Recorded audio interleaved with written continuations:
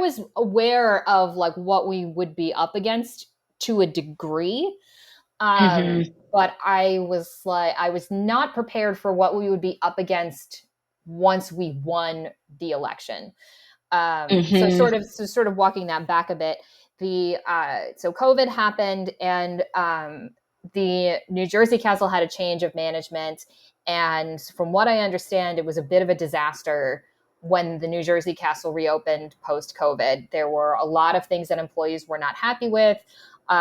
So the New Jersey Castle was actually the first one to file for an election. And I had heard about it, but again, it was presented to me in such a way like, well, yeah, they're talking about it, but we always talk about it. And then a couple of my friends sent me screenshots of the Huffington Post article that dropped announcing that New Jersey had filed for their election. And they were like, what do you know about this? And I was like, let me see what I can find out. So it became obvious to me, the amount of people who had reached out to me about it, that there was support for it, and that people were like, wait, we can do this. So I reached out to my dad, who was, he worked for the New Jersey Labor Fed, his last job before he retired.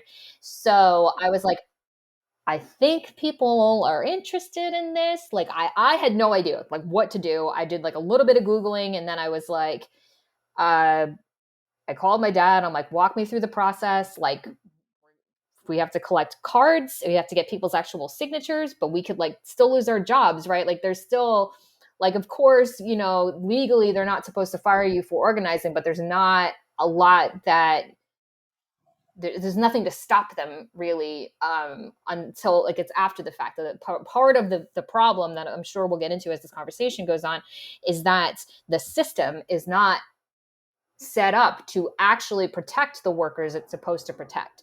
Everything is reactive. There's nothing proactive. So if Medieval Times caught me with these cards collecting signatures, they wouldn't do anything right there on the spot. But if I was 5 minutes late for my next shift, oh, so sorry, and then there's nothing you can do, no real recourse you can pursue other than to file an unfair labor practice charge,